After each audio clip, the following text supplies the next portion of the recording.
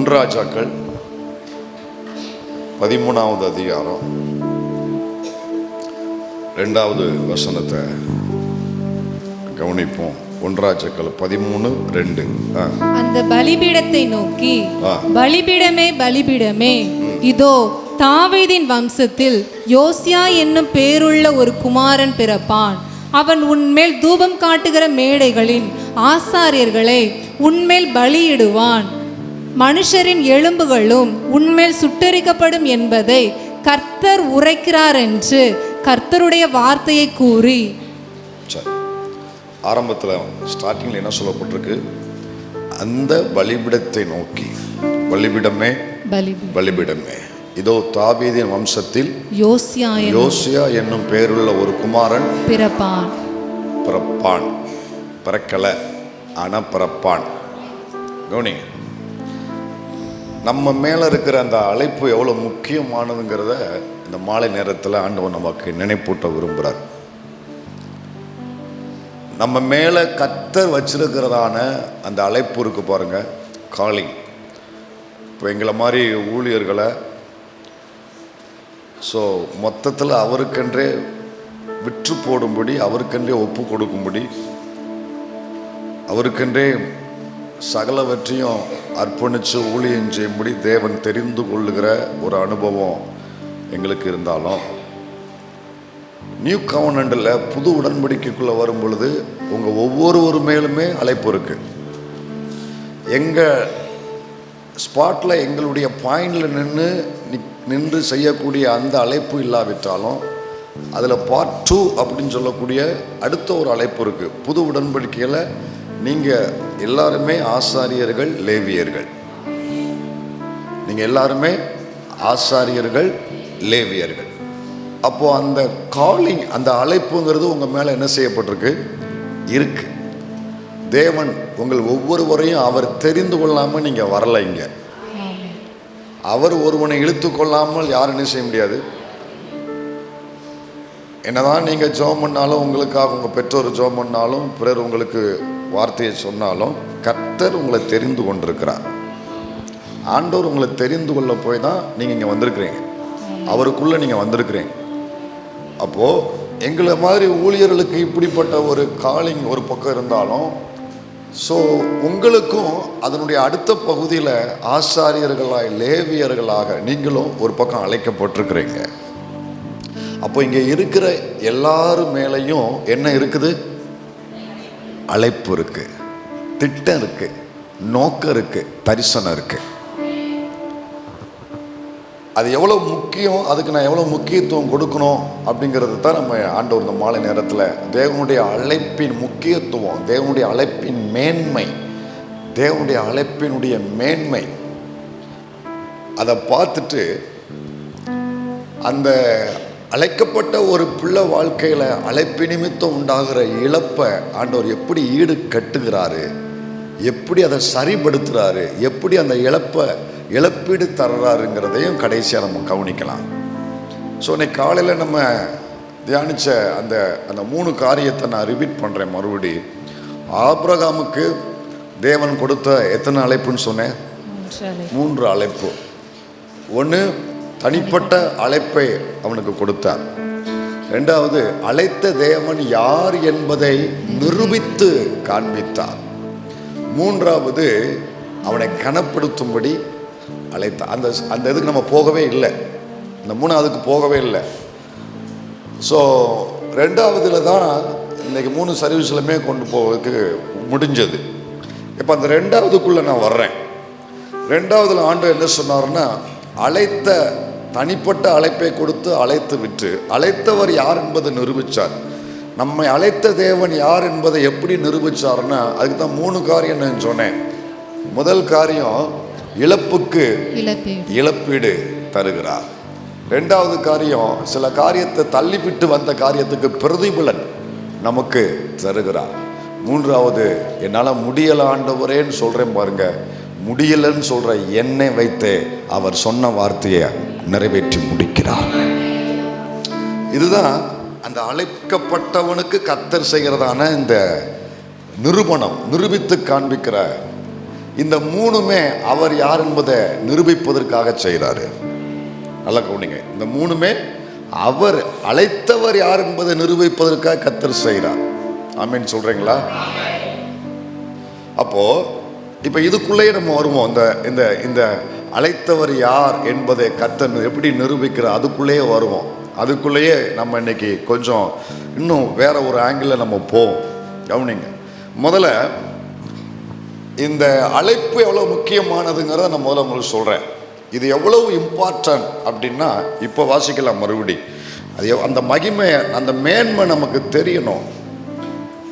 ஒரு ஆதார் கார்டுக்கு கொடுக்குற மதிப்பெண் விசுவாசிகள் தேவனுடைய அழைப்பு கொடுக்க மாட்டேங்க. இன்னைக்கு ஆதார் கார்டு முக்கியம்னு சொல்லி பாக்கெட்லேயே வச்சு அலையிறீங்க.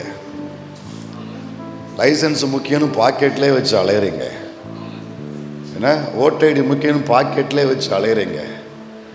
ஒன்று தெரியுமா, உங்கள் தலைமையில கர்த்தர் வச்சிருக்கிற அழைப்பு கோடிகளை விட முக்கியமானது, மேன்மையானது, மகிமையானது. ஏன் அப்படின்னா, வாசிங்க இந்த வசனத்தை மறுபடி, அந்த வசனத்தை பாருங்க. பலிபீடமே பலிபீடமே, இதோ தாவீதின் வம்சத்தில் யோசியா என்னும் பேருள்ள ஒரு குமாரன் பிறப்பான். கவனிங்க, பிறக்கல. இந்த நாளில் இந்த இடத்துல பாகால் வல்லமை பயங்கரமா வேரூன்றி இருக்கு. அசுத்த வல்லமைகள், விக்கிரக வல்லமைகள் அந்த தேசம் முழுவதும் நிரம்பி போயிருக்கு. ஆண்டவர் எவ்வளவோ கண்டிச்சும் அதை சரிப்படுத்தலை. அவங்க எவ்வளவோ கர்த்தர் குறுக்கிட்டும் அது சரி பண்ணப்படலை. அது அப்படியே விடப்பட்டிருந்தது. கர்த்தர் பார்த்தாரு, இந்த அசுத்த துன்மார்க்க வல்லமைகளை, இந்த விக்கிரக வல்லமைகளை காலி பண்ணுறதுக்கு எவ்வளவோ முயற்சி பண்ணி அது சரி பண்ணப்படலை. அப்போ கர்த்தர் பார்த்தாரு, இதையெல்லாம் தகர்த்து தவிடுபடியாக்கி நொறுக்கி தூர எறிந்து தன்னுடைய மகிமை அந்த பட்டணத்தில் வெளிப்படுத்தும்படி தேவன் ஒரு திட்டம் கொண்டார். அதை செய்வதற்கு கர்த்தர் ஒருவனை தெரிந்து கொண்டார். அவன் பூமியிலேயே இல்லை. அவனிங்க பூமியில் இல்லைங்கிறத விட அவன் பிறக்கிறதுக்கு 1 வருஷம் 2 வருஷம்னா பரவாயில்ல, 300 வருஷம். இந்த வசனம் சொல்லும் பொழுது யோசியா பிறக்கிறதுக்கு எத்தனை வருஷம்? 300 வருஷங்க. யோசியா பிறக்கல. கர்த்தர் தன்னுடைய காரியத்தை நிறைவேற்றுவதற்காக, அவர் மனதிலே தீர்மானித்த ஒரு காரியத்தை நிறைவேற்றுவதற்காக யோசியாவை கொண்டு வந்து தான் இதை செய்யணும்னு கர்த்தர் பிளான் பண்றாரு, திட்டம் பண்றாரு. இப்போ யோசியாவை குறித்து திட்டம் போடுறாரு, தரிசனம் போடுறாரு, பிளான் பண்றாரு. யோசியாவுக்கு ஒரு அழைப்பையே வச்சுட்டாரு. ஆனா அவன் பிறக்கல.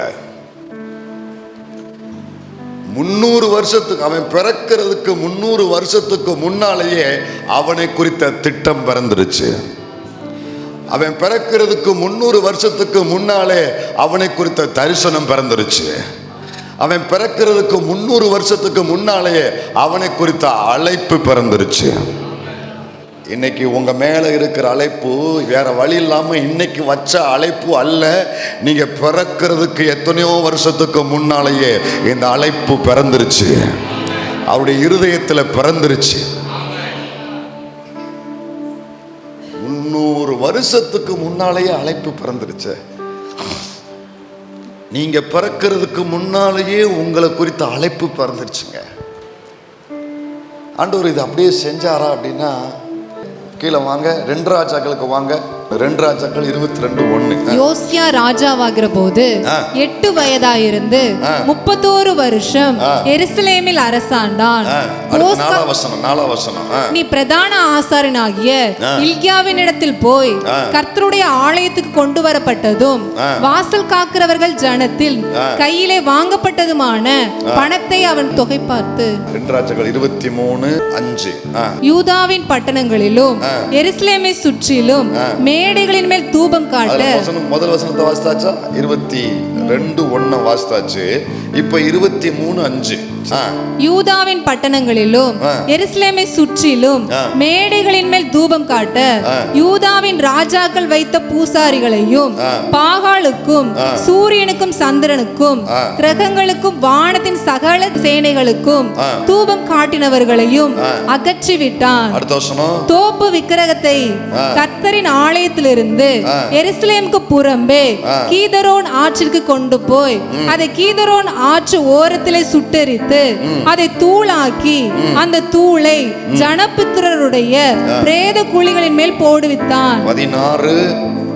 16 யோசியா திரும்பி பார்க்கிற போது அங்கே அந்த மலையில் இருக்கிற கல்லறைகளை கண்டு ஆட்களை அனுப்பி அந்த கல்லறைகளில் உள்ள எலும்புகளை எடுத்து வர செய்து, இப்படி நடக்கும் என்று தேவனுடைய மனுஷன் கூறின கர்த்தருடைய வார்த்தையின்படியே. இப்படி நடக்கும் என்று தேவனுடைய மனுஷன் கூறி அங்க வாசித்தோம்ல, 1 ராஜாக்கள்ல முதல்ல வாசித்தோம் பாருங்க. இப்படி நடக்கும் என்று 13:2 வாசித்தோம்ல. 13:2 இப்போ இன்னொருக்கா பார்த்துட்டு மறுபடியும் இங்க வருவோம். 13:2 1 ராஜாக்கள் 13:2 அந்த பலிபீடத்தை நோக்கி, பலிபீடமே பலிபீடமே, தாவீதின் வம்சத்தில் யோசியா என்னும் பேருள்ள ஒரு குமாரன் பிறப்பான். ஞாபகம் வச்சுக்கோங்க. அவன் உன்மேல் தூபம் காட்டுகிற மேடைகளின் ஆசாரியர்களை உன்மேல் பலியிடுவான். மனுஷரின் எலும்புகளும் உன்மேல் சுட்டரிக்கப்படும் என்பதை கர்த்தர் உரைக்கிறார் என்று கர்த்தருடைய வார்த்தையை கூறி. இப்போ 23:6-16 வாங்க. யோசியா திரும்பி பார்க்கிற போது அங்கே அந்த மலையில் இருக்கிற கல்லறைகளை கண்டு ஆட்களை அனுப்பி அந்த கல்லறையில் உள்ள எலும்புகளை எடுத்து வர செய்து, இப்படி நடக்கும் என்று தேவனுடைய மனுஷன் கூறின. அங்க கூறினார்ல, தேவனுடைய மனுஷன் கூறின கர்த்தருடைய வார்த்தையின்படியே அவைகளை அந்த பலிபீடத்தின் மேல் சுட்டரித்து அதை தீட்டாக்கினான்.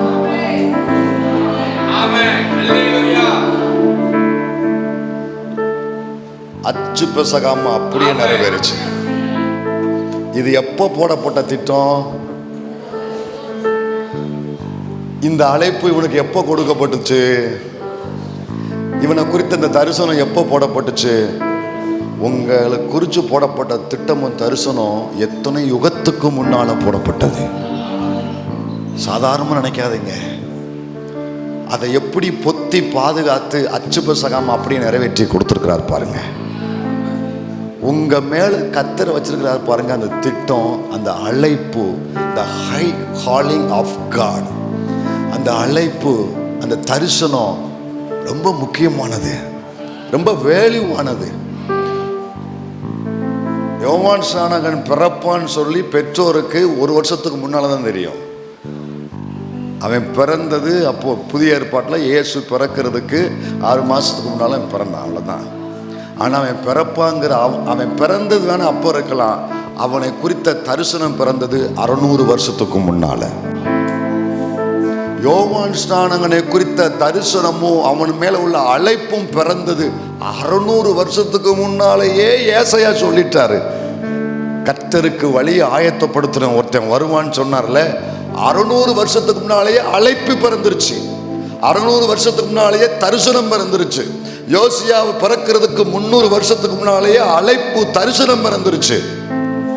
இப்படி எத்தனையோ பேரை நம்ம கொண்டு போகலாம். முக்கியமான பாத்திரங்கள் எல்லாமே மோசே பிறக்கிறதுக்கு முன்னாலே அவனை குறித்த அழைப்பும் தரிசனமும் பிறந்துடுச்சு. ஈசாக்கு பிறக்கிறதுக்கு முன்னாலே அவனை குறித்த அழைப்பும் தரிசனமும் பிறந்துடுச்சு. அதான் அந்த பாட்டு, எலும்புகள் உருவாகல, நரம்புகள் உருவாகல, தசைகள் உருவாகல, தரிசனம்.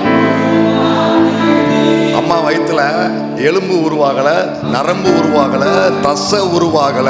கர்த்தருடைய இருதயத்துல அவனை குறித்த தரிசனம் உருவாயிருச்சு, அவனை குறித்த அழைப்பு உருவாயிருச்சு, அவனை குறித்த திட்டம் உருவாயிருச்சு. நானும் நீங்களும் நம்முடைய தாயின் வயிற்றுல நம்ம எலும்பு, நம்ம தசை, நம்ம நரம்பு உருவாகிறதுக்கு முன்னாலேயே என்னைய குறித்த உங்களை குறித்த தரிசனம் கர்த்தருடைய இருதயத்துல உருவாகிருச்சு. அப்ப இது எவ்வளவு முக்கியமானது. அப்ப இது எவ்வளவு முக்கியமா நம்ம பார்க்கணும். இது எப்படி நம்ம கனப்படுத்தணும். சும்மா நம்ம இன்னைக்கு அந்த வேலையை தெரியாம நம்ம நின்றுட்டு இருக்கிறோம். என் மேல உள்ள ஆண்டோடைய அழைப்பும் திட்டமும் தரிசனமும் எவ்வளவு முக்கியமா கர்த்தர் பார்க்கிறாரு. 300 வருஷத்துக்கு முன்னால சொன்னதை பாதுகாத்து நிறைவேற்றினார். 600 வருஷத்துக்கு முன்னால் சொன்னதை பாதுகாத்து நிறைவேற்றினார். இயேசு பிறக்கிறதுக்கு நல்லா கவனிங்க, 4000 வருஷத்துக்கு முன்னாலேயே ஏதேன் தோட்டத்தில் தரிசனம் பிறந்துருச்சு, அவரை குறித்த திட்டம் பிறந்துருச்சு. அவரை குறித்த நோக்கம் பிறந்துருச்சு. 4000 வருஷமா பாதுகாத்து அதை நிறைவேற்றி முடிச்சாரா இல்லையா? அல்லேலூயா. உங்கள் மேல் கர்த்தர் வைத்திருக்கிற அழைப்பும் திட்டமும் தரிசனம் விலையேறப்பட்டது. நீங்க பிறக்கிறதுக்கு முன்னாலேயே அது தேவனுடைய இருதயத்தில் பிறப்பிக்கப்பட்டது. அதை கர்த்தர் பத்திரமாய் பாதுகாப்பாரு, அதை நிறைவேற்றி முடிப்பாரு. எப்படிப்பா உமக்கு நன்றி சொல்ல வார்த்தையே இல்லை. நீங்க போதும் என் வாழ்க்கை. எப்படிப்பா உமக்கு நன்றி நீங்க போதும் என் வாழ்க்கை முழுவதும். வேறு ஆசையே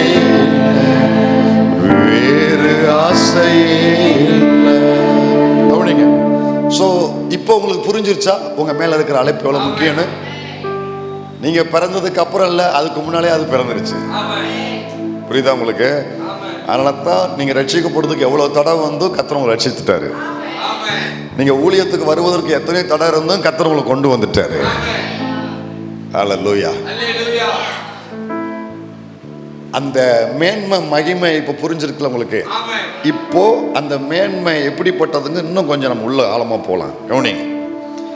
அதே சமயத்தில் என் இருதயத்தில் நான் ஒருபோதும் துணிகரம் கொள்ளக்கூடாது. என் இருதயத்தில் நான் என்ன செய்யக்கூடாது? துணிகரம் கொள்ளக்கூடாது. அதுக்குதான் ஆண்டவர் உன்னை நினைப்பூட்டுறாரு, டே ஆள் இல்லாம நான் உன்னை அழைக்கலை. ஆள் இல்லாம எலிசா எத்தனாவது ஏர் பூட்டி உழுதான்? என்ன பைபிள்ல தானே கேட்கிறேன். 12வது பாட புஸ்தகத்துல கேட்கல. எலிசா எத்தனாவது ஏர் பூட்டி உழுதான்? 12. எலியாவின் சால்வை யார் மேல விழுந்தது? எலிசாவின். அட சொல்லுங்க. எலிசாவின். எலிசாவின். எத்தனாவது ஏர் பூட்டி விழுந்தான்னு சொல்லப்பட்டிருக்கு? 12. அப்படியே அவன் அவ்விடம் விட்டு புறப்பட்டு போய் 12 ஏர் பூட்டி உழுத. எத்தனாவது ஏர் பூட்டா? 12. அவனுக்கு முன்னால எத்தனை ஏர் முன்னாடி போயிட்டு இருக்கு? எனக்கு 12க்கு முன்னி எத்தனைன்னா அந்த முன்னி பின்னின்னு கேட்பாங்கல்ல. 12க்கு முன்னால எத்தனை நம்பர் இருக்கு? 11. நான் சொல்றான், அழகா அவன் சொல்றான். முன்னால 11 ஏர் முன்னால போய்கிட்டு இருக்கு. இவன் எத்தனாவது ஏரு? 12. போல ஏருன்னு என்னன்னு தெரியலையோ, அதான் பிரச்சனையா? எந்த கத்தாவே இந்த உழுவாங்களே, விவசாயம் பார்க்கும்போது நிலத்தை உழுவாங்களே, இந்த நாட்களில் டிராக்டர் வச்சு அடிக்கிறாங்க, அந்த நாளில் மானை வச்சு உழுவாங்களே, அதுதான் வருஷப்படி 1 2 பெரிய நிலம் ஏக்கர் கணக்கில் இருக்கும் பொழுது நம்ம ஒன்றை வச்சு எல்லாத்தையும் அடிப்போம். ஆனால் அன்னைக்கு ஏக்கர் கணக்கில் இருக்கும். புரியுதா? அப்படி உழும்போது 1வது ஏறு, 2வது ஏறு, 3வது ஏறு, இப்படியே வருஷப்படி போகும் பொழுது எலியாவின் சால்வை யார் மேல விழுந்தது? எலிசாவின் மேல. எலிசா எத்தனாவது ஏர் பூட்டி உழுறவன்? 12வது ஏர். அப்ப அவனுக்கு முன்னால எத்தனை ஏர் போய்கிட்டு இருக்கு? 11 ஏர். 11 ஏர் போய்கிட்டு இருக்கு. 11 பேர் முன்னால இருக்கிறாங்க. 11 பேரையும் விட்டுட்டு 12வது இவனைத்தான் கர்த்தர் தெரிந்து கொள்கிறாரு. ஆள் இல்லாம எலிசாவை கர்த்தர் அழைக்கல. 11 பேர் இருந்தாங்க. 12வது இவனை கர்த்தர் தெரிந்து கொண்டார். யோசேப்பின் வீட்டில் 12 பேர்ல யோசேப்புவை கர்த்தர் தெரிந்து கொண்டார். தாவீதின் வீட்டில் 8 பேர்ல தாவீதை கர்த்தர் தெரிந்து கொண்டார். அப்போ இவங்க எல்லாம் முன்னால இருக்கிறாங்க. ஏன் முன்னால எத்தனையோ பேர் இருக்கிறாங்க வரிசையில, கியூல. அவங்க எல்லாம் இருந்தும் அவங்களெல்லாம் விட்டுட்டு கர்த்தர் நம்மளை தெரிந்து கொண்டிருக்கிறாரு. ஆட்கள் இல்லாம, வேற வழி போக்கு இல்லாம கர்த்தர் என்ன தெரிந்து கொள்ளல. என்னை விட திறமசாலிகள் முன்னால உண்டு. 12ன்னா என்ன அர்த்தம் தெரியுமா? 12ன்னா என்ன அர்த்தம்? ஸ்கூல்ல கிளாஸ்ல கடைசி பெஞ்சில் யாரை உட்கார வச்சிருப்பாங்க? நான் சர்ச்சில் சொல்லலை, ஸ்கூல்ல கிளாஸ்ல தான் சொல்றேன். மாப்பிள்ளை பெஞ்சும்பாங்க. கிளாஸ் ரூம்ல அவனுங்கெல்லாம் கை கழுவுன்னு லிஸ்ட்டு. கடைசியில் இருக்கிறவங்களால ஒன்றும் ஆகாது, அவன் தேராதவன், அப்படிங்கனாலதான் அவனை பின்னால உட்கார வச்சுட்டாங்க. நம்ம எல்லாம் பின்னால உட்கார்ந்த ஆட்கள், தேராத கேசுன்னு முடிவு கட்டப்பட்ட ஆட்கள். எலிசா 12வது ஏறுனா அவன் தேராதவன், ஒதுக்கப்பட்டவன். கர்த்தர் அவனைத்தான் தெரிந்து கொண்டாரு. பின்னால ஒதுக்கப்பட்டிருந்த உங்களை என்னையும் தான் தேடி கர்த்தருடைய பெரிய அழைப்பு வந்தது, மகிமையான அழைப்பு வந்தது. இது ஆள் இல்லாமல் இல்லை. என்னை விட திறமசாலி 1ஆம் நம்பர்ல ஒருத்தர் இருக்கான், 2ஆம் நம்பர்ல ஒருத்தர் இருக்கான், 11 நம்பர் வரைக்கும் என்னை விட திறமசாலி இருக்கிறான். ஆக மொத்தம் கலிசட நானு, ஆக மொத்தம் ஒதுக்கப்பட்டவன் நானு. அவர்களெல்லாம் விட்டுட்டு என் மேல இந்த அழைப்பு வந்திருக்குனா கர்த்தர் என் மேல வச்ச கிருபை. கண்ணை மூடி வாய் திறந்து கர்த்தருக்கு உள் உணர்வோடு நன்றி சொல்லுங்க. வாய் திறந்து நன்றி சொல்லுங்க. என் முன்னால எத்தனை திறமசாலிகள் இருந்த பொழுது என்னை மட்டும் முன்குறித்து வேறு குறித்து இந்த மேன்மையான அழைப்புக்கு பின்னால தள்ளப்பட்ட என்ன முன்குறித்தீரே, என்ன தெரிந்து கொண்டீரே, என்ன அபிஷேகித்தீரே, என் மேல இந்த அழைப்பை வைத்தீரே. இது எத்தனை பெரிய கிருபை.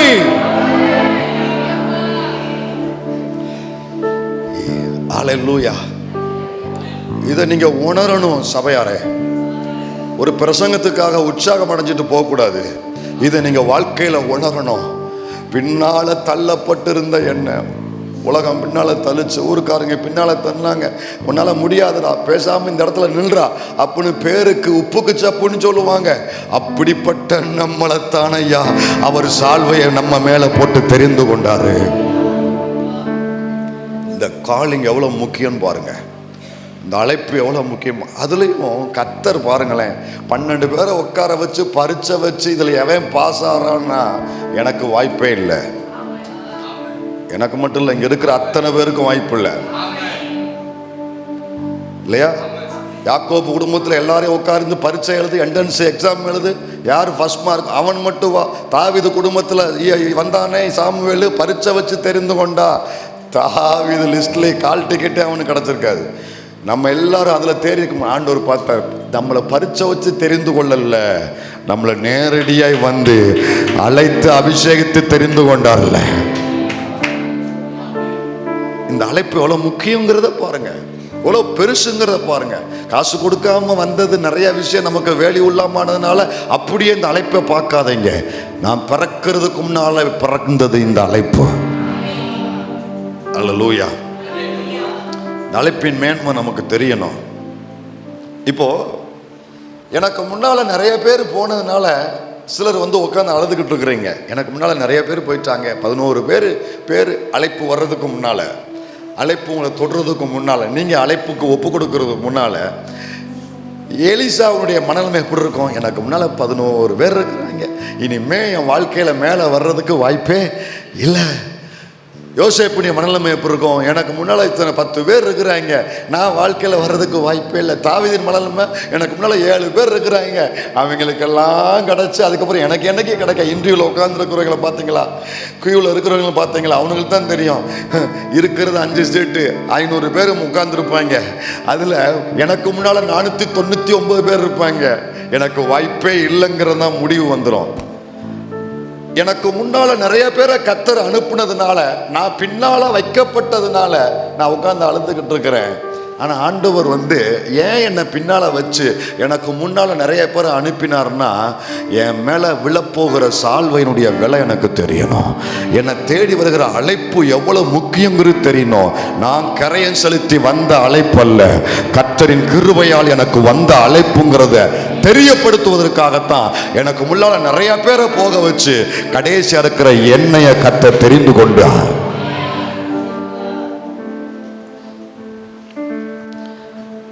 இயேசுவை பார்க்கணும்னு அவனுக்கு ரொம்ப ஆசை. ஆனால் கூட்டத்துக்குள்ளே போனால் அவரை பார்க்க முடியாது. அதனால் அவரை பார்க்கறதுக்கு அவன் எதில் ஏறினான்? காட்டுத்தீ மரத்தில் ஏறினான். அவன் அந்த மரத்தில் ஏறி பார்த்ததுக்கு 2 ரீசன். ஒன்று, சரீரத்தில் அவன் குள்ளம், அவனுக்கு தெரியாது, சரீரத்தில் ஒரு குறைபாடு. 2வது, ஜனங்கள் அவனை சேர்த்துக்கிட மாட்டாங்க. எங்கே வேணாலுமே அவனை விரட்டி அடிப்பாங்க. அவனை ஜனங்களுக்கு பிடிக்காது. ஊராரால் ஒதுக்கப்பட்டவன், சரீரத்தில் குறைவு உண்டான, சரீரத்திலையும் குறைவு, ஊராரால ஒதுக்கப்பட்டவன். அனுபவிச்சிருக்கீங்களா? அதெல்லாம் என் சரீரத்திலையும் ஒரு குறைவு. இந்த சரீரத்தை வச்சு என்னால் எந்த காரியமும் செய்ய முடியாது. என்னை சுற்றி இருக்கிறவங்களும் என்னை ஒதுக்கி வச்சிருக்கிறாங்க. யாரும் என்னை சேர்த்துக்கிட முன் வர மாட்டுக்கிறாங்க. இப்படி ஒரு நிலைமையில இருந்தவனைத்தான் 1000 பேர் நடுவில் இறங்கி வா சகைவே என்று தெய்வம் அவனை அழைத்தாரு. என் மேலே வந்த அழைப்பு எப்படிப்பட்டதுன்னா, என் சரீரத்தில் எவ்வளவு பலவீனம் இருக்குங்கிறது எனக்கும் என் ரட்சகருக்கும் தெரியும். இந்த அழைப்பை சரீர பிரகாரமாக தாங்கி கொள்ளக்கூடிய பலன் எனக்கு இல்லைங்கிறது எனக்கும் அவருக்கும் தெரியும். அப்போ சரீரத்திலையும் பிசிக்கலாகவே நான் ஒரு அன்ஃபிட்டு, சொசைட்டிலையும் நான் ஒரு அன்ஃபிட்டு. என் சரீர பிரகாரத்திலையும் இந்த அழைப்புக்கு உரியவன் நான் அல்ல, சமுதாயத்திலையும் இதுக்கு உரியவன் அல்ல, ஒதுக்கப்பட்டவன். ஊரு ஒதுக்கி தள்ளி இருக்கு. என் சரீரத்திலையும் பெரிய போராட்டம். இதுக்கு நடுவில் தான் வாழ முடியாத வாழ்க்கையை வாழ்ந்து கொண்டிருக்கிறேன். இப்படி பாதிக்கப்பட்ட ஒருத்தனைத்தான் அத்தனை பேர் முன்னால கர்த்தர் அழைக்கிறார். இந்த அழைப்பு எவ்வளவு முக்கியம்! இந்த அழைப்பு எவ்வளவு முக்கியம்! இந்த வரிசையில தான் கர்த்தர் ஆபிரகாமை தெரிந்து கொண்டார். இது விலை கொடுத்து வாங்கக்கூடிய ஒன்று அல்ல, கரையம் கொடுத்து வாங்கக்கூடிய ஒன்று அல்ல. இப்படி வரிசையில தான் இந்த மேன்மையான அழைப்பு யாருக்கு வந்துச்சு? ஆபிரகாமுக்கு. இந்த மேன்மையான அழைப்பு ஆபிரகாமுக்கு வந்துச்சு. இதை குறித்து இன்னும் கொஞ்சம் நம்ம கவனிக்கலாம். கவனிங்க, இந்த அழைப்பின் மேன்மை இப்போ உங்களுக்கு தெரிஞ்சிருக்கோம். இந்த அழைப்புல என்னுடைய ரெஸ்பான்சிபிலிட்டி எவ்வளோ முக்கியங்கிறத கவனிங்க. இப்போ 2 வசனத்தை வாசிக்கணும். 2 வசனத்தை நல்லா நீங்கள் ஒத்து கவனிக்கணும். அதை வாசித்து முடிச்சு நம்ம உள்ளே போகலாம் இன்னும் கொஞ்சம். ஆதியாகமம் 12:1, அப்போஸ்தலர் 7:2-3. சரியா? ஆதியாகமம் 12:1, அப்போஸ்தலர் 7:2-3 எடுத்து வச்சுட்டு முதல்ல ஆதியாகமத்தை வாசிங்க, அப்புறம் அப்போஸ்தலர் நடவடிக்கைகளை வாசிங்க. முதல்ல ஆதியாகமம் 12:1 வாசிங்க. கர்த்தர் ஆபிரகாமை நோக்கி, நீ உன் தேசத்தையும் உன் இனத்தையும் உன் தகப்பனுடைய வீட்டையும் விட்டு புறப்பட்டு நான் உனக்கு காண்பிக்கும் தேசத்துக்கு போ. வசனத்தை நல்லா பார்த்துட்டீங்களா? இன்னொரு முறை கூட வாசிப்போம், கொஞ்சம் கவனிங்க. ரொம்ப முக்கியமான, நம்ம பல முறை வாசிச்சாலும் சில நேரங்களில் அந்த வசனத்துக்குன்னு ஒரு வெளிச்சம் கிடைக்கும் பொழுது தான் அதுக்குள்ள இருக்கிற ஆளை நமக்கு புரிய வரும். எத்தனை பேருக்கு புரிஞ்சது? இன்னொருக்க வாசிங்க, எல்லாரும் நல்லா கவனிங்க. கர்த்தர் ஆபிரகாமை நோக்கி, நீ உன் தேசத்தையும் உன் இனத்தையும் உன் தகப்பனுடைய வீட்டையும் விட்டு புறப்பட்டு நான் உனக்கு காண்பிக்கும் தேசத்துக்கு போ. அப்படியே அதுல ஒரு விரலை வச்சுக்கோங்க. இப்போ அப்போஸ்தலர் 7க்கு வாங்க. 7:2-3 வாசிங்க. அதற்கு அவன், சகோதரரே, பிதாக்களே, கேளுங்கள். நம்முடைய பிதாவாகிய ஆபிரகாம் காரானூரிலே குடியிருக்கிறதுக்கு முன்னமே மெசபத்தோமியா நாட்டிலே இருக்கும்போது மகிமையின் தேவன் அவனுக்கு தரிசனமாகி, நீ உன் தேசத்தையும் உன் இனத்தையும் விட்டு புறப்பட்டு நான் உனக்கு காண்பிக்கும் தேசத்துக்கு வா என்றார். நல்லா கவனிச்சிங்களா? 2 ஒரே மனுஷனை குறிக்கிறது தான், 2 ஒரே கான்செப்ட் தான். ஆனால் வார்த்தைகளில் சில வித்தியாசம் இருக்கும். என்ன வித்தியாசம் இன்னொருக்கா பார்த்து சொல்லுங்க. ஆதியாகமத்தில் உள்ளதுக்கும் இதுக்கும் என்ன வித்தியாசம் சொல்லுங்க பார்க்கலாம். இரு நீ அமைதியாரு. சொல்லுங்க.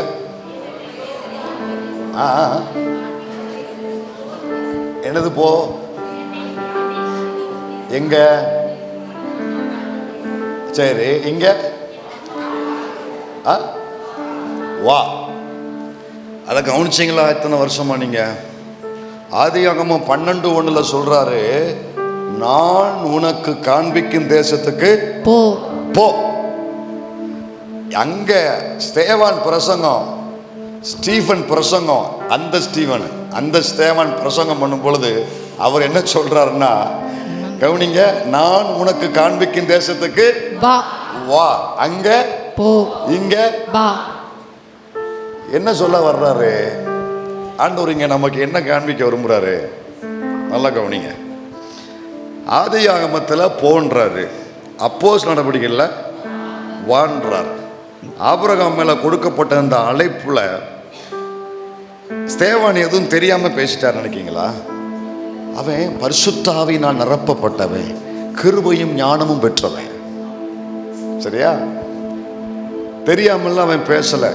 வேதத்தின் ஒரு உறுப்பாயிலும் சும்மா வேணும் தேவையில்லாம இடத்தை நிரப்புறதுக்காக எழுதப்பட்டது அல்ல. அப்போ இன்னும் ஒரு ரகசியம் உண்டு இதுல. ஆதியாகமத்துல 3 காரியத்தை சொல்லுவாரு, அப்போஸ்தலர் நடபடிகளில் 2 காரியத்தை சொல்லுவார். அதையும் முதல்ல நம்ம கவனிக்கலாம். இப்போ மறுபடியும் ஆதியாகமத்தை வாசிங்க.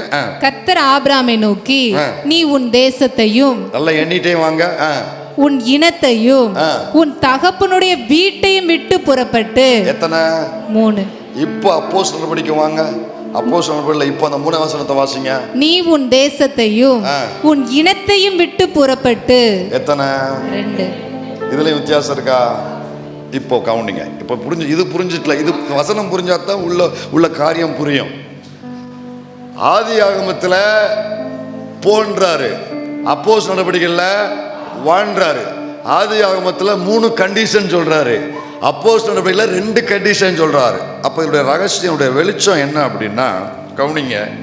நம்ம நினைக்கிற மாதிரி ஆபிரகாமுக்கு ஒரே ஒரு அழைப்பு இல்லை, 2 அழைப்பு. ஒரே காலிங் தான், ஒரே தரிசனத்துக்காக கூப்பிட்டார். ஆனா அத 2 முறை கர்த்தர் ஆபிரகாமை அழைத்திருக்கிறார்.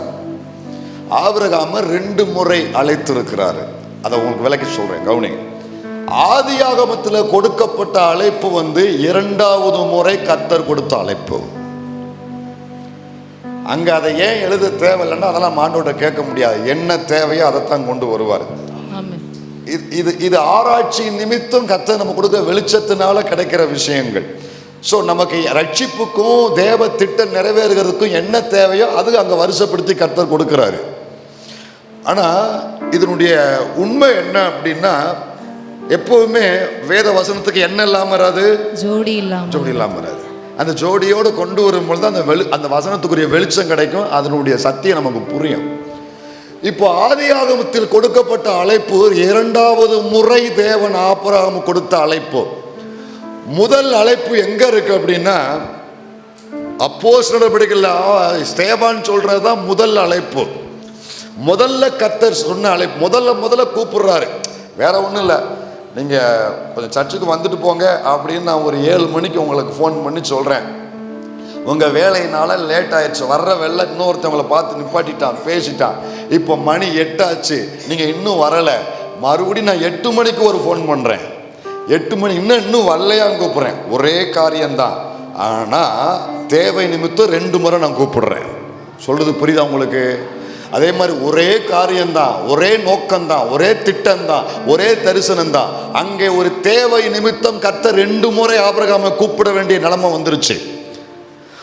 அப்போ ஆதியாகமத்தில் இருக்கிறது செகண்ட் டைமா கர்த்தர் அவனை கூப்பிடுறது. இங்க அப்போஸ்தலர் நடபடிகளில் சொல்லப்பட்டது அதுதான் முதல் கர்த்தர் ஆபிரகாமுக்கு சொன்ன வார்த்தை. அந்த இதுல டிலே ஆனதுனால செகண்ட் டைமா கூப்பிட்டது தான் இங்க எழுதப்பட்டிருக்கு. இப்போ இதை நினைச்சு பார்க்கும்போது உங்களுக்கு புரியும். அதுல இன்னும் ஒரு முக்கியமான ஒரு காரியத்தையும் உங்களுக்கு நான் விளங்க வைக்கணும். நல்லா கவனிங்க. இப்ப அந்த அப்போஸ்தலர் நடபடிகளுக்கு மறுபடியும் வாங்க. இந்த வசனத்துல தான் வசனத்துக்குரிய வெளிச்சம் நமக்கு இருக்கு. அதுல முதல் வசனத்திலிருந்து மறுபடியும் வாசிங்க. அப்போஸ்தலர் 7:1 வாசிங்க. பிரதான ஆசாரியன் அவனை நோக்கி, காரியம் இப்படியா இருக்கிறது என்று கேட்டான். அதற்கு அவன், சகோதரரே, இத கவனிக்கணும், பிதாக்களை கேளுங்கள். நம்முடைய பிதாவாகிய ஆபிரகாம் காரானூரிலே குடியிருக்கிறதுக்கு முன்னமே மெசபத்தோமியா நாட்டிலே இருக்கும்போது மகிமையின் தேவன் அவனுக்கு தரிசனமாகி. மெசபத்தோமியா அவனுடைய குடியிருப்பு, அவன் வீடு அங்கதான் இருக்கு, அவன் சொந்த வீடு, ஜாதி ஜனம்லாம் அங்கதான் இருக்கிறாங்க. மெசபத்தோமியால இருக்கும் பொழுதுதான் கொடுக்கப்பட்ட அழைப்பு இந்த அழைப்பு. அதுல தெளிவா சொல்றாரு யோவா, தெளிவா சொல்றாரு ஸ்தேவான், காரானூரிலே குடியிருக்கிறதுக்கு முன்னே. ஏன் இந்த காரானூரை சொல்றாருன்னா, இப்போ 11க்கு வாங்க, 12க்கு முன்னால, ஆதியாகமம் 12க்கு முன்னால 11வது அதிகாரத்துக்கு வாங்க. 11வது அதிகாரத்தினுடைய 31 வசனத்தை வாசிங்க.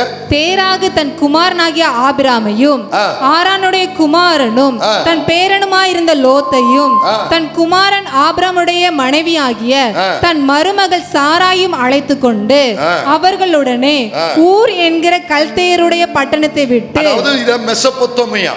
மெசொப்பொத்தேமியா பட்டணத்தை விட்டுட்டு கானான் தேசத்துக்கு போக புறப்பட்டான். கானான் தேசத்துக்கு போக புறப்பட்டான். அப்படின்னா இது வசனத்துக்கு முன்னாலே அழைப்பு வந்துருச்சு. ஹலோ, புரியுதா உங்களுக்கு? புரியலையா? கானான் தேசத்துக்கு போக கர்த்தர் அழைச்ச பிறகுதானே போனா. என்னங்க, புரியுதா இல்லையாங்க? இது புரிஞ்சாதான் நான் செய்திக்குள்ளே போக முடியும். கர்த்தர் அழைச்ச பற்பாடு தான் அவன் கானானுக்கு போக பிரயாணப்பட்டான். அப்போ இந்த வசனத்துல வசனம் சொல்லுது கானான் தேசத்துக்கு போக புறப்பட்டான். அப்போ இந்த வசனத்துக்கு முன்னாலே அழைப்பு வந்துருச்சு. எங்க வந்துச்சுன்னா அதைத்தான் ஸ்தேவான் சொல்றாரு. மெசொப்பொத்தாமியில இருக்கும் பொழுதே கர்த்தர் அவனை அழைச்சிட்டாரு. அந்த அழைப்பை கேட்டுட்டு பிரயாணத்தை ஆரம்பிச்சாச்சு. ஆரம்பிக்கும் பொழுது வசனத்தை கவனிங்க. கானான் தேசத்துக்கு போக புறப்பட்டான். அவர்கள் ஆரான் மட்டும் வந்தபோது, அங்க எந்த ஊர் போட்டிருக்கு? அங்க வந்து ஊர் பேர் என்ன பேரு? ஆரான். அங்க போட்டது என்னது? இங்க ஆரான், அங்க காரான். ரெண்டு ஒரே ஊர் தான். தூத்துக்குடி, டியூட்டிக்குரின் ரெண்டு ஒண்ணுதான். என்ன சிரிக்கீங்க? அவன் வாயில வரல தூத்துக்குடின்னா டியூட்டிக்குரின்ட்டா. புரியுதா இல்லையா? ரெண்டு ஒண்ணுதான். என்ன விஷயம்னா, பழைய ஏற்பாடு எபிரேய பாஷையில் எழுதப்பட்டது, புதிய ஏற்பாடு கிரேக்க பாஷையில் எழுதப்பட்டது. இந்த கிரேக்க பாஷையில ஆரான் என்கிற பேரு எபிரேய பாஷையில ஆரான் என்கிற பேரு, கிரேக்க பாஷையில காரான். கிரேக்க பாஷையில காரான். ஃபிஷ்ஷுக்கும் மீனுக்கும் என்ன வித்தியாசம்? லாங்குவேஜ் தான் வித்தியாசம். அதே மாதிரி ஆரானுக்கும் காரானுக்கும் என்ன வித்தியாசம்? லாங்குவேஜ் தான் வித்தியாசம். ஆரான்ங்கிறது எபிரேய பாஷை, காரான்ங்கிறது கிரேக்க பாஷை. ஊரு ஒண்ணுதான். சரியா? இப்ப விஷயத்துக்கு வாங்க. நீங்க விசிலே இருக்காதுங்க, விஷயத்துக்கு வாங்க. இப்போ இங்க என்ன சொல்லப்படுது? கானான் தேசத்துக்கு போக புறப்பட்டார். அவர்கள் ஆரான் மட்டும், அதாவது காரான் ஊர் மட்டும் வந்தபோது அங்கேயே இருந்து விட்டார்கள். போகும்படி அழைக்கப்பட்டான், ஆனா அங்கே இருந்துட்டான். ஏன் இருந்தா? அடுத்த வசனமா? தேராகுடைய ஆயுசு நாட்கள் 205 வருஷம். தேராகு ஆரானிலே மரித்தான். தேராகு ஆரானிலே மரித்தான். இப்ப நல்லா கவனிங்க. ஆண்டவர் வந்து என்ன பண்றாருன்னா, இந்த ஊரை ஞாபகம் வச்சுக்கோங்க. இப்போ உங்களுக்கு நான் புரியுற மாதிரி ஒரு சின்ன சம்பவம் நான் சொல்றேன். இப்போ ஆண்டவர் வந்து என்ன பண்றாருன்னா, ஆபிரகாமை மெசொப்பொத்தாமியாவில் முதல்ல அழைக்கிறார். அவனுடைய சொந்த ஊர்ல தான் அழைக்கிறார். அது அப்போஸ்தலர் 7 சொல்லப்பட்டிருக்கு. அழைக்கும் பொழுது உன் தேசத்தை, உன் இனத்தை விட்டுட்டு வா அப்படின்னு கூப்பிடுறாரு. சரின்னு சொல்லி இவன் புறப்பட்டு வாரான். இவன் புறப்பட்டு வரும்பொழுது கூட யாரெல்லாம் வந்தாங்கன்னு இங்கே ஆதியாகமத்தில் சொல்லப்பட்டிருக்கு. அப்பா தேராகு வர்றாரு, அப்புறம் சகோதரன் மகன் லோத்து வராரு. எல்லாத்தையும் கிளப்பிட்டு வாரான். எல்லாத்தையும் கிளப்பிட்டு இவங்க பிரயாணப்பட்டு வரும் பொழுது இடையில அந்த ஆரான் ஊர்ல தேராக என்ன செஞ்சுட்டா? மரித்துட்டார். இப்ப மரித்து போன உடனே என்ன செய்யன்னு தெரியாம ஆபிரகாம் அங்கேயே உட்கார்ந்துட்டார். பிரயாணத்தை அங்கேயே நிறுத்திட்டார். இப்போ இதனால தான் கர்த்தர் மறுபடியும் ஆபிரகாமுக்கு கொடுக்க வேண்டியது ஒரு அழைப்பு இருந்தது. அதுதான் 12:1 தொடருது. இந்த ஆதியாகமம் 12:1 மறுபடியும் என்ன சொல்றாரு? கர்த்தர் ஆபிரகாமை நோக்கி, நீ உன் தேசத்தையும் உன் இனத்தையும் உன் தகப்பனுடைய வீட்டையும் விட்டு புறப்பட்டு, கவனிங்க, புறப்பட்டு நான் உனக்கு காண்பிக்கும் தேசத்துக்கு போ. என்ன கோவில்பட்டியில் அழைக்கிறாரு. என்ன கோவில்பட்டியில் இப்போ என் அழைப்பு எங்கே வரைக்கும் போனோம்? சென்னை வரைக்கும். உதாரணத்துக்கு சென்னை வரைக்கும் நான் போனோம். கோவில்பேட்டில் நம்ம அழைக்கும் பொழுது நான் என்ன செய்கிறேன்? நீ வாணி என்ன கூப்பிட்றாரு. நான் சும்மா கிடக்கிற எல்லா பேரையும் அள்ளி போட்டு நான் போகிறேன். இப்போ தான் கர்த்தர் மறுபடியும் கொஞ்சம் வாராரு. மறுபடியும் வந்து என்ன பண்ணுறாருன்னா, முதல்ல வான் கூப்பிட்டாரு. மெசொப்பொத்தாமியில இருக்கும் பொழுது வா அப்படின்னு கூப்பிட்டாரு. வாங்கிறது அன்பின் வார்த்தை. இப்ப வான்னு சொன்ன அந்த வார்த்தைக்கு கீழ்ப்படிஞ்சு போனேன். ஆனா செய்யக்கூடாததை செஞ்சுக்கிட்டு நான் போனேன். இப்ப மதுரையில நான் தங்கிட்டேன். இப்ப மதுரையில மறுபடியும் வாராரு. வந்து போ அப்படிங்கிறாரு. போங்கிறது கோபத்தின் வார்த்தை. வானா அன்பும் சாந்தமும் கலந்த வார்த்தை. ஒழுங்க போ அப்படின்னா கோபத்தின் வார்த்தை. கோவில்பட்டில் இருக்கும்போது வான் கூப்பிட்ட அந்த வார்த்தைக்கு உண்மையா நாம் போயிருந்தோம்னா கர்த்தர் கோபப்பட்டிருக்க மாட்டாரு. மெசொப்பொத்தாமியில ஆபிரகாம் இருக்கும் பொழுது வான் சொன்ன வார்த்தைக்கு அவன் உண்மையா கீழ்ப்படிஞ்சு போயிருந்தான்னா கர்த்தர் கோபப்பட்டிருக்க மாட்டாரு. அவன் போய்கிட்டு இருந்தவன் தேராக இறந்ததுனால அவன் ஆரோனீர் இல்ல காரான் இல்ல ஸ்டே பண்ணதுனால கர்த்தர் இறங்கி வந்து ஒழுங்கா எந்திரிச்சு போனாரு. பைபிள்ல சில இடங்களில் போ அப்படிங்கிற வார்த்தைக்கு என்ன அர்த்தம்னா கர்த்தருடைய கோபத்தின் அடையாளம். நீங்க நல்லா கவனிச்சீங்கன்னா இஸ்ரவேலர்கள் பிரயாணப்பட்டு வருவாங்க. ஆண்டவருக்கு கோபம் மூட்டும் பொழுது கர்த்தர் மோசே இடத்துல வந்து நீங்க போங்கப்பா அப்படிம்பாரு. முதல்ல எகிப்துல இருக்கும்போது கானானுக்கு வாங்கன்னு கூப்பிட்ட தெய்வம் இப்ப சொல்றாரு நீங்க எல்லாரும் போங்க. கர்த்தர் போங்கன்னு சொல்லுவார். வாசிங்க அத 33 வாசிங்க. 33 கர்த்தர் மோசேயை நோக்கி நீயும் எகிப்து தேசத்திலிருந்து நீ அழைத்து கொண்டு வந்த ஜனங்களும் இவ்விடத்தை விட்டு புறப்பட்டு உன் சந்ததிகளுக்கு கொடுப்பேன் என்று நான் ஆபிரகாமுக்கும் ஈசாக்குக்கும் யாக்கோபுக்கும் ஆணையிட்டு கொடுத்த பாலும் தேனும் ஓடுகிற தேசத்துக்கு போங்கள். எங்க போங்க போங்க. கோபத்துல சொல்றாரு. அவன் சேட்டை பண்ணதுனால அந்நிய தேவனை கன்றுக்குட்டியை வணங்கினதுனால கோபத்துல போங்கன்றாரு. இப்போ அந்த அப்போஸ்தலர் 7 வான் சொன்னதுதான் அவனுடைய சொந்த ஊர்ல இருக்கும் பொழுது கர்த்தர் முதல் அவனை பார்த்து கோவில்பட்டில் இருக்கும் பொழுது முதல் நம்மளை பார்த்து வான் சொன்ன வார்த்தை. இடையில போற பிரயாணத்தில் மதுரையில ஸ்டே பண்ணதுனால ஆரானூர்ல காரானூர்ல வந்து தங்கினதுனால அங்க வந்து ஒழுங்கா போ அப்படின்னு ஆதியாகமம் 12:1 கர்த்தர் சொன்ன வார்த்தை. இப்ப அங்க முதல்ல சொல்லும் பொழுது உன் இனத்தையும் உன் தேசத்தையும் விட்டு வா அப்படின்றாரு. இவன் ஒழுங்கா செய்வான்னு சொல்லி கர்த்தர் அப்படி சொல்லிட்டாரு. ஆனா இவன் என்ன பண்ணிட்டான்னா அப்பாவையும் குடும்ப கோத்திரங்களையும் வேண்டாத சில்லறைகளையும் வேண்டாத டிக்கெட்டுகளையும் அள்ளி போட்டு போனதுனால எக்ஸ்ட்ரா ஒரு வார்த்தையை ஆதியாகமத்துல அந்த ஊர்ல சொல்ல வேண்டிய ஒரு அவசியம் ஏற்பட்டது. அப்பதான் என்ன சொல்றாருன்னா வாசிங்க ஆதியாகமம் 12:1. இப்போ கர்த்தர் ஆபிரகாமை நோக்கி நீ உன் தேசத்தையும் உன் இனத்தையும் உன் தகப்பனுடைய வீட்டையும் விட்டு புறப்பட்டு. ஏன்னா இவன் அந்த காரியத்தை செஞ்சுட்டான். அங்க முதல் அழைப்புல உன் தேசத்தையும் இனத்தையும் விட்டுட்டு வான்னு சொன்னாரு. ஆனா இவன் அப்பாவையும் கூட பிறந்த அண்ணனுடைய பிள்ளையையும் கூப்பிட்டு வந்ததுனால அங்க தொடர முடியாம ஸ்டே பண்ணிட்டான். வேண்டாத கேஸ் உங்க கூட இருந்தாங்கன்னா உங்க பிரயாணம் தொடர முடியாது. அழைப்புக்கு சம்பந்தம் இல்லாத ஆட்களை கூட சேர்த்துட்டு அலைஞ்சங்க உங்க பிரயாணம் தடைபடும். உங்க பிரயாணம் தடைபடும். நின்றுவீங்க. தரிசனம் தடைபடும். உங்க அழைப்பு தடைபடும். அழைப்புக்கு சம்பந்தம் இல்லாத தேராகு, அழைப்புக்கு சம்பந்தம் இல்லாத இந்த லோத்து இந்த கூட்டத்தெல்லாம் இவன் அள்ளி போட்டுட்டு போனதுனால இடையில பிரயாணம் தடைபட்டது. இடையில பிரயாணம் தடைபட்டு போக வேண்டிய தரிசனத்துக்கு போகல, திட்டத்துக்கு போகல, ஆண்டவர் அழைப்புக்கு போகல, உட்கார்ந்துட்டான். அப்பதான் ஆண்டவர் பார்த்தாரு எக்ஸ்ட்ரா ஒரு வார்த்தையை கூட்ட வேண்டிய ஒரு அவசியம் ஏற்பட்டது. இப்போ உன் தேசத்தையும் உன் இனத்தையும் உன்னுடைய தகப்பன் வீட்டையும் வெட்டிட்டு நீ கிளம்பு, போ, ஒழுங்கா போங்கிற ஒரு அவசியம் ஏற்பட்டது. இப்ப இது புரிஞ்சவங்க மட்டும் ஒரு ஆமீன் சொல்லுங்க. அப்போ இதுல என்ன நடந்துச்சு அப்படின்னா விஷயம் என்னங்கிறத நீங்க இப்ப புரியணும். கவனிங்க.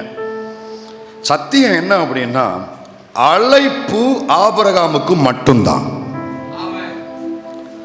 திட்டம் தரிசனம் ஆபிரகாமை குறித்து மட்டும்தான். ஆனா இந்த அழைப்பை வாங்கின ஆபிரகாமே இதை யார்கிட்ட கொண்டு போய் சேர்க்கிறான்னா அப்பா தேராகிட்ட கொண்டு போய் சேர்க்கிறான். இப்போ நம்ம குடும்பத்தில் சேர்ந்து ஜாயின்ட் ஃபேமிலியாக இருக்கும் பொழுது நம்ம ஒரு காரியத்தை சுயாதீனமாக செய்ய முடியாது. அதை வயசில் மூத்தவங்கள்ட்ட கொண்டு போகும்போது அவங்க தான் தலைமை தாங்கி நடத்துவாங்க. அதை அப்பா தேராகிட்ட இந்த அழைப்பை கொண்டு போன உடனே அப்படியே அப்பா சரிப்பா நீ சொல்கிறது காலைல ஒரு சம்பவம் சொன்னேன்ல, சரிப்பா நான் சொல்கிறது உண்மைதான் சரிதான் சொல்லி அவர் தலைமையில் இந்த பிரயாணம் துவங்குது. தேராகுடைய தலைமையில் இந்த பிரயாணம் துவங்குது. தேராகுடைய முன்னணியில் இந்த பிரயாணம் துவங்குது. தேராகுடைய, ஏன்னா அவர் வயசுல மூத்தவர், அவர் அறிவில் மூத்தவர், அனுபவத்தில் மூத்தவர். அந்த வயசு, அறிவு, அனுபவம் இதை மையமா வச்சு தரிசனத்தினுடைய பிரயாணத்தை துவங்குறாங்க. தவறான ட்ராக்ல போகுது. சரியான நபர் தவறான ட்ராக்ல போகுது.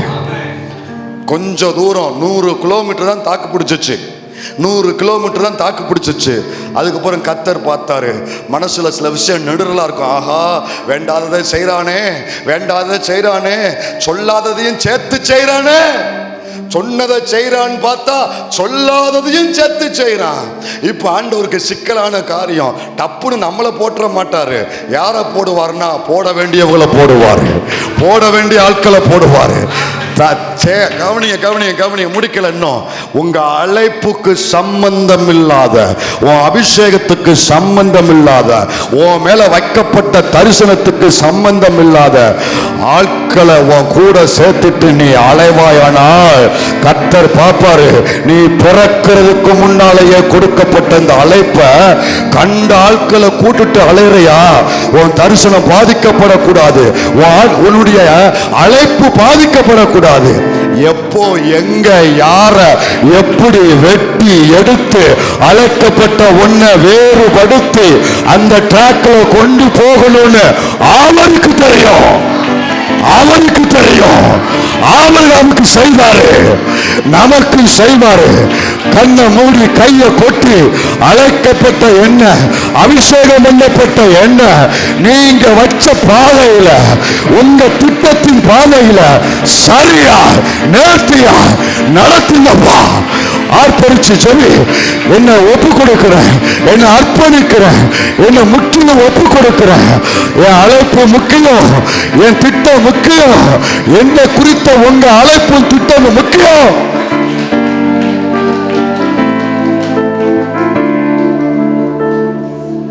பார்த்தாரு, மதுரை வரைக்கும் விட்டு பிடிச்சாரு. மதுரை வரைக்கும் ஒரு கிரேஸ் பீரியடை கொடுத்தாரு.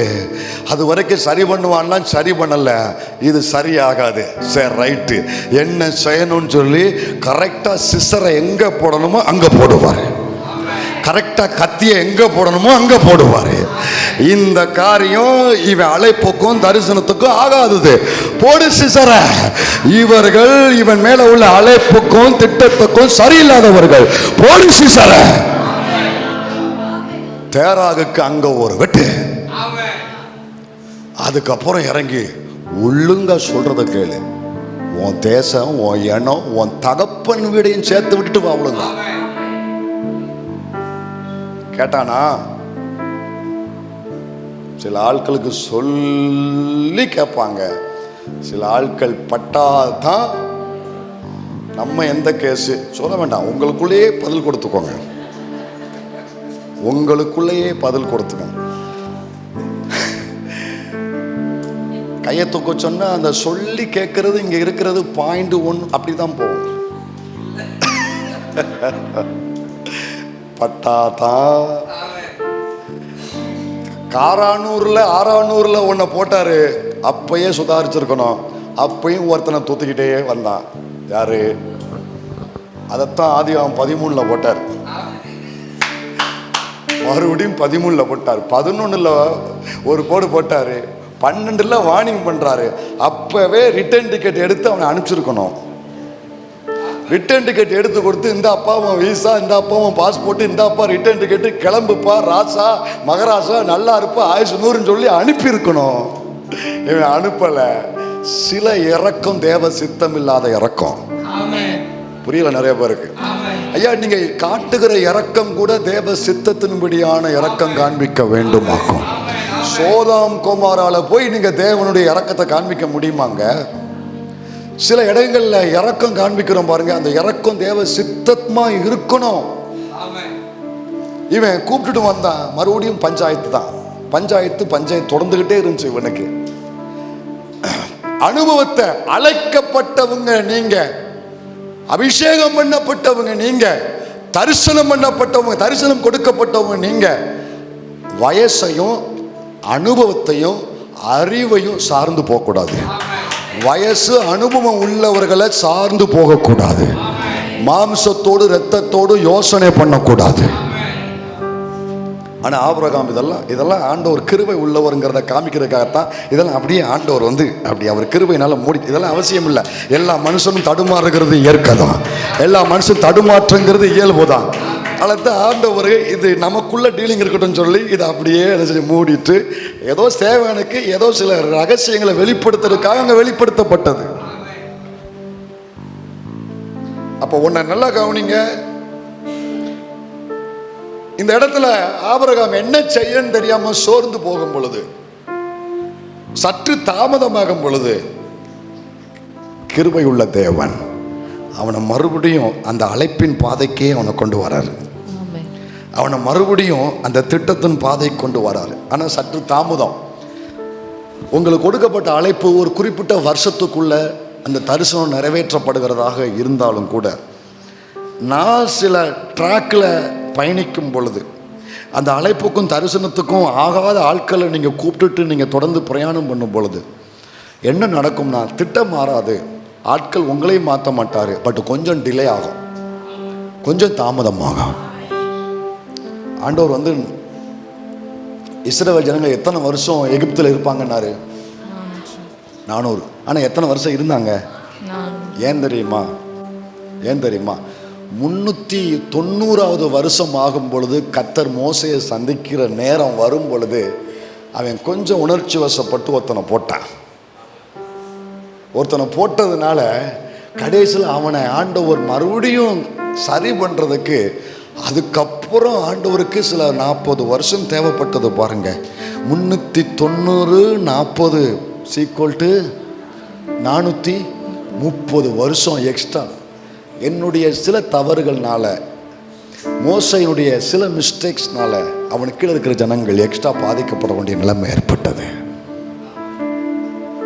ஆபிரகாமே, உன்னுடைய சில வேண்டாத சில காரியங்கள்னால, உன் தரிசனத்துக்கு ஆகாத சில ஆட்களை நீ கூட்டு அலைஞ்சதுனால இப்போ உன் வாழ்க்கையில் சில தாமதங்கள் உனக்கு ஏற்பட்டிருக்கிறது. அழைக்கப்பட்டவங்க, அழைப்பில்லாதவர்களோடு அபிஷேகம் பண்ணப்பட்டவங்க அன்பு செலுத்தலாம், பட் அவங்களோடு சேர்ந்து அழைப்பின் பாதையில் ட்ராவல் ஆகக்கூடாது. அழைப்பின் பாதையில் நீங்கள் சேர்ந்து ட்ராவல் ஆகிங்கன்னா ஆண்டவர் சொல்லிக்கிட்டே இருப்பார், தருணம் கொடுப்பார். கேட்கலன்னா எப்போ கரெக்டாக தூக்கணுமோ தூக்கிடுவார், எப்போ கரெக்டாக வெட்டி எடுக்கணுமோ வெட்டி எடுத்துடுவார். ஏன் தெரியுமா? உங்கள் மேலே வைக்கப்பட்ட அழைப்பு நீங்கள் பிறக்கிறதுக்கு முன்னாலேயே போடப்பட்ட அழைப்புங்கிறதுனால கர்த்தருக்கு அது முக்கியம். ஆண்டவருக்கு அந்த அழைப்பும் அந்த திட்டமும் ரொம்ப முக்கியம். கர்த்தர் எப்போதுமே அந்த அழைப்பையும் திட்டத்தையும் தரிசனத்தையும் உடையாம பாதுகாக்கிறவர். தேராகுக்கு ஒரு இடத்துல சிசரை போட்டு எடுத்தாரா, அதே மாதிரி லோத்துக்கும் ஒரு இடத்துல சிசரை போட்டு, இதெல்லாம் கரெக்டாக போனதுக்கு அப்புறம் தான் லேண்ட் ஆச்சு. இந்த சந்திராயன் 3 இப்போ போனது என்னது 3 போகும்போது அவங்க எவ்வளோ பெருசாக போவாங்க தெரியுமா? வேண்டாதெல்லாம் அள்ளி கூட்டிட்டு போவாங்க. அங்கங்கே இடையில போகும்பொழுது கலண்டு போய்கிட்டே இருப்பாங்க. கடைசியில் அவங்க மட்டும்தான் போய் லேண்ட் ஆவாங்க. அவங்க மட்டும்தான் போய் லேண்ட் ஆவாங்க. உங்கள் அழைப்பி வாக்குத்தத்தத்தினுடைய அந்த நிலத்தில் நீங்கள் மட்டும்தான் லேண்ட் ஆவீங்க. உங்கள் தரிசனம் இருக்கு பாருங்க, நிறைவேறும் பொழுது எங்கே யாரை வச்சு உங்கள் தரிசனம் அதை மட்டும்தான் லேண்ட் பண்ண வைப்பாரு. மற்றதெல்லாம் ஆட்டோமேட்டிக்காக கலண்டு போயிடும். ஒன்று நீயா கலட்டினா வித்தவுட் பெயின், அவரா கலட்டினா வித் பெயின். எது வசதி?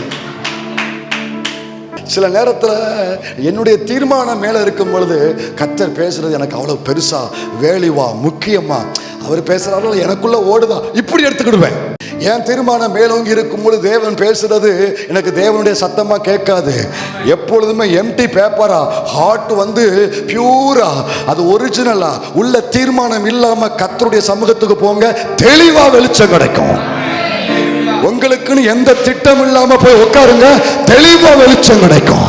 செய்ய வேண்டிய தெளிவா பேசுவாரு, போக வேண்டியது தெளிவா பேசுவாரு. ஏற்கனவே முடிவெடுத்துட்டு ஏற்கனவே யோசித்துட்டு போனீங்கன்னா பேச மாட்டாரு. இந்த பையன் ஒரு முடிவு எடுத்துட்டு வந்திருக்கிறான், அதுக்கு ஒரு முடிவு கட்டினா தான் இவனுக்கு நான் என் முடிவை சொல்ல முடியும்.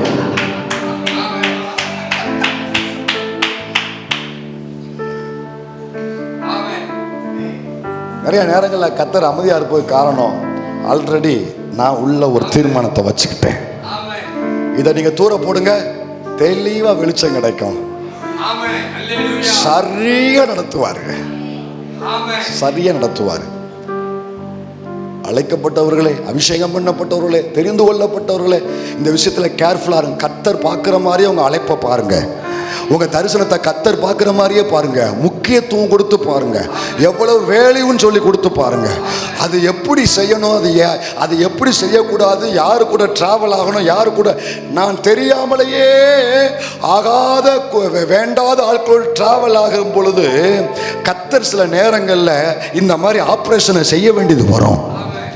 அதுக்கு என் அழைப்புக்காக செய்கிறாரு, என் திட்டத்துக்காக செய்கிறாரு, என் தரிசனத்துக்காக செய்கிறாரு. அல்லேலூயா. அதான் ஆரம்பத்திலே நான் ஒப்பு கொடுத்துட்டா வித்தவுட் பெயின். கொஞ்சம் நான் அதில் கொஞ்சம் இறங்காம கொஞ்சம் கடின இருதயத்தோடு நான் அதை அப்படியே பரவாயில்ல கொஞ்சம் மேனேஜ் பண்ணி கொஞ்சம் தாண்டி போயிடலாம்னு நினச்சோம்னா வித் பெயினோட தான் அந்த விஷயம் நடக்கும். அல்லேலூயா. இந்த அழைப்பின் நிமித்தம் எனக்கு சில அந்த அழைப்பை பாதுகாக்கிறதுக்காக எனக்கு நான் சில விஷயத்தை இழக்க வேண்டியிருக்கு பாருங்க.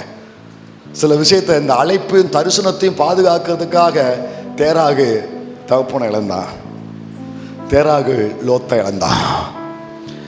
இப்போ இந்த அழைப்பின் நிமித்தம் அந்த இடத்துல ஒரு பிரிவு ஏற்படுது. இந்த பிரிவு ஏற்படும் பொழுது ஒரு ஒரு தேவ மனுஷங்கிற ரெண்டாவது முதல்ல ஒரு மனுஷனா அவனை பார்க்கும்போது அவன் இருதயம் அந்த இடத்துல எவ்வளோ பெயினாக இருந்திருக்கும். பிரிஞ்சு போகும் பொழுது வளர்த்தவனுக்குத்தான் தெரியும் ஒரு பிள்ளை பிரிஞ்சு போகிறனால உண்டாகிற பெயின். ஊட்டின தாய்க்குத்தான் தெரியும் ஒரு பிள்ளை பிரிஞ்சு போகிறனா உண்டாகிற பெயின். நீங்கள் ஊட்டி ஊட்டி ஜெபிச்சு பிரசங்கம் பண்ணி வசனத்தை கொடுத்து வளர்த்து கடைசியில் அவன் உங்களை விட்டு பிரிஞ்சு போகும் பொழுது ஸோ அதனால் ஒரு பெயின் இந்த ஆபிரகாம் வாழ்க்கையில் உண்டாகுது. அதை எப்படி ஆண்டவர் சரிபடுத்துகிறான்னு கொஞ்சம் பாருங்கள். ஆபிரகாம் வாழ்க்கையில் இந்த லோத்து பிரிஞ்சு போனான் பாருங்க. லோத்து பிரிஞ்சு போன உடனே கர்த்தர் அவனை கூப்பிடுறாரு. 9ஆம் வசனத்தை வாசிங்க மறுபடி. 9ஆம் வசனத்தை இதோட நம்ம முடிக்கலாம்.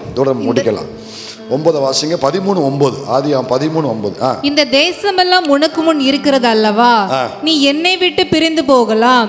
நீ இடதுபுறம் போனால் நான் வலதுபுறம் போகிறேன். You take left, I take right. நீ லெஃப்ட்ல போனா நான் ரைட்ல போறேன். எது வசதி விட்டு கொடுக்குறான். கர்த்தர் இதை கேட்டார். இந்த சம்பவம் நடந்து முடிஞ்ச உடனே லேரா ஸ்கிப் பண்ணி 14க்கு வாங்க. லோத்து ஆபிரகாமை விட்டு பிரிந்த பின்பு கர்த்தர் ஆபிரகாமை நோக்கி உன் கண்களை ஏறெடுத்து நீ இருக்கிற இடத்திலிருந்து. இதுல கூட ஒரு விஷயம் இருக்கு பாத்தீங்களா. நான் ஒரு வேதனையில அழுது கொண்டு இருக்கும் பொழுது அங்க முதல் வந்து நிக்கிறது கர்த்தர் தானுங்க. எத்தாம் பெரிய ஆளா இருந்தாலும் வேதனையில் இழப்புகளில் இருதயம் வேதனையோடு கண்ணீரோடு அழுது கொண்டிருக்கும் போது முதல் வந்து நிற்கிறது இந்த தெய்வம் மட்டும்தான், இந்த கர்த்தர் மட்டும்தான். எத்தனை முறை அனுபவிச்சிருக்கிறீங்கன்னு கேட்டேன். கர்த்தர் வந்து நிற்கிறார். அப்போ அழைக்கப்பட்டவனுக்கு எவ்வளவு வேல்யூ பண்றாரு ஆண்டவர், எவ்வளவு வேல்யூ பண்றாரு. அவன் சாதாரண ஆள்றடா, என் காலிங் அவன் மேலே இருக்கு. டக்குன்னு வந்து டோன்ட் வரி, ஏன் அழுகிற, ஏன் வேதனைப்படுற, எதுக்கு இப்படி சஞ்சலப்படுற, எதுக்கு இப்படி கண்ணீர் விட்டுக்கிட்டு இருக்க. அவன் போயிட்டான்னா ஒரு இழப்பு வந்துருச்சுன்னா இப்படி போயிடுச்சுன்னு அழுகிறியா, விடு. இல்லை வேலைக்காரங்களுக்கு முன்னால் ஒன்று அவமானப்படுத்திட்டான்னு பார்க்குறியா, அவமானம் தானே ஆபிரகாமுக்கு. வேலைக்காரங்களுக்கு முன்னால் அது ஒரு அவமானம் தானே, ஒரு மரியாதை குறைவு தானே, ஒரு வேதனை தானே. அவமானப்பட்ட அதே இடத்துல, வேதனைப்பட்ட அதே இடத்துல, அவன் தலகுனிஞ்ச அதே இடத்துல கர்த்தர் ஒன்று சொல்றாரு. இதை மட்டும் நல்லா கவனிங்க, இதை மட்டும் வாசிக்கட்டும். நீங்க டிவியை பாருங்க, என்னையும் கவனிங்க. வாசிங்க. நீ இருக்கிற இடத்திலிருந்து வடக்கேயும் தெற்கேயும் கிழக்கேயும் மேற்கேயும் நோக்கி பார். லோத்து பிரிஞ்சு போன அந்த இழப்பும் அவமானமும் நேர்ந்த அடுத்த நிமிஷத்துல கர்த்தர் அதே இடத்துல அவனை கூப்பிட்டு சொல்றாரு, கிழக்க போ, மேற்க போ, வடக்க போ, தெற்க போ. இப்போ எனக்கு கவனிங்க, அவன் நிற்கிற இடத்துல இருந்து, நான் நிற்கிற இடத்துல இருந்து 4 பக்கம் போனேன்னா 4 பக்கம் அங்கே எனக்கு எக்ஸ்ட்ரா என்னுடைய இடம் கூடுதுன்னா அப்போ நான் நிற்கிற இடம் என்னவாகும்?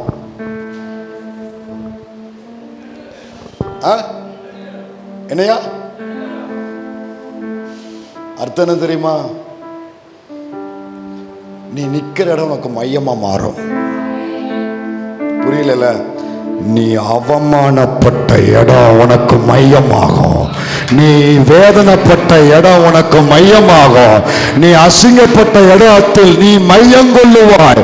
அதான் உனக்கு ஹெட் குவார்டர்ஸ், அதான் உனக்கு மையஸ்தலம், அதான் உனக்கு நடுமையம். உன் அழைப்பும் தரிசனமோ உன் அபிஷேகமோ நிறைவேற போவதற்கு அதுதான் மைய இடம். ஏன் தெரியுமா? எங்க அசிங்கப்பட்ட, எங்க அவமானப்பட்ட, எங்க நீ அசிங்கப்படுத்தப்பட்ட, எங்க நிந்தனை அனுபவிச்ச, நீ நிந்தனப்படுத்தப்பட்ட, அவமானப்படுத்தப்பட்ட, வேதனைப்படுத்தப்பட்ட அந்த இடத்தில் நீ மையம் கொள்ளுவாய். அந்த இடத்தில் நீ நின்று ஸ்தாபிப்பாய். அந்த இடத்தில் நீ வேரூன்றி நிற்பாய். அந்த இடத்தை நீ சுதந்தரிப்பாய். அதுதான் வரப்போகிற தரிசனத்துக்கு, வரப்போகிற திட்டத்துக்கு அதுதான் மையஸ்தலம். அதுதான் மையஸ்தலம்.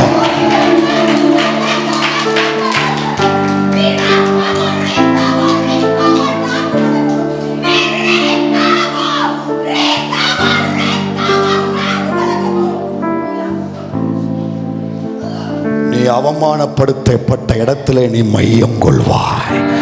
உலகம் இந்த இடத்துல அவமானப்பட்டுட்டேன், இடத்த காலி பண்ணி போவோன்னு உலகம் முடிவெடுக்குது. ஆனா அழைச்ச தெய்வம் அவமானப்படுத்தப்பட்ட இடத்திலேயே உன்னை மையம் கொள்ள வைக்கிறாரு. நீ அசிங்கப்படுத்தப்பட்ட இடத்துல ஆபிரகாம் உன்னை மையம் கொள்ள வைக்கிறாரு. இழப்புகள் நேரிட்ட இடத்திலேயே உன்னை மையம் கொள்ள வைக்கிறாரு.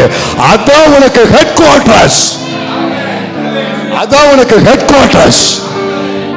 லோத்து எங்க உன்னை அசிங்கப்படுத்தினா, லோத்து எங்க உன்னை தலைகுனிய வச்சா, லோத்து எங்க உன்னை அவமானப்படுத்தினா, அந்த இடத்தை விட்டு போடுங்கிற தீர்மானம் இதோட குழி தோண்டி புதைச்சிலே. அதிலேயே நீ மையம் கொள்வாய், அதிலேயே வேரூன்றுவாய், அதிலேயே உனக்கு மையமாக மாற்றி தருவேன்.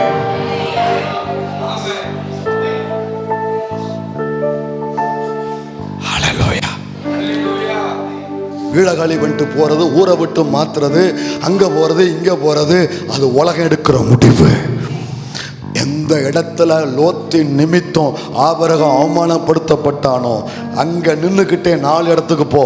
ஆனா நீ நிக்கிறது தான் மையம், நீ நிக்கிறது தான் உனக்கு நடு மையம்.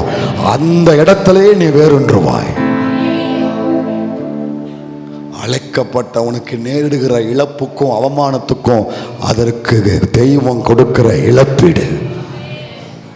கண்களை மூடுவோம்.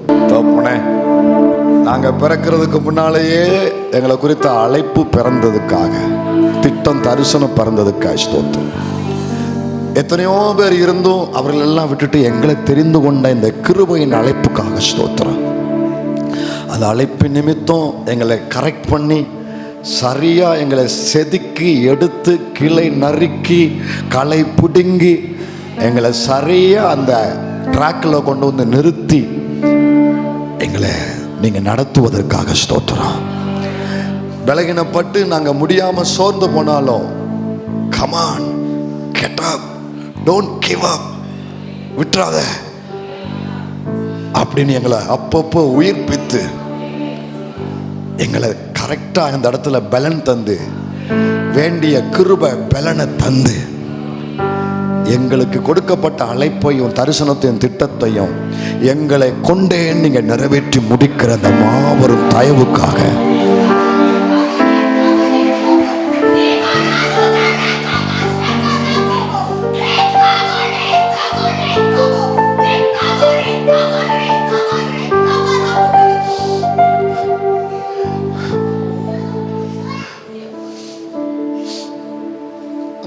மனுஷனுக்காக ஆண்டவர் 40 வருஷம் காத்திருந்தார். அந்த ஒரு மனுஷனுக்காக. ஏன் வேற ஆள் இல்லாமையா? மோசே, எனக்கு வேற ஆள் கிடைக்க மாட்டாங்கன்னு நினைக்கிறியா? உன்னை விட பலசாலி கிடைப்பாங்க. ஆனா உன் மேல வச்சுட்டேன். அவனுக்கு 40 வருஷம் வெயிட் பண்றார். இந்த தேவனுடைய அன்பை என்னவென்று சொல்ல, இவருடைய கிருபையை என்னவென்று சொல்ல. அந்த அழைப்புக்கு உண்மையா இருக்க எங்களை ஒப்பு கொடுக்கிறோம். உங்க ஜனத்தை ஆசீர்வதியும், நீர் மகிமைப்படும். இயேசுவின் நாமத்தில் பிதாவே, ஆமென்.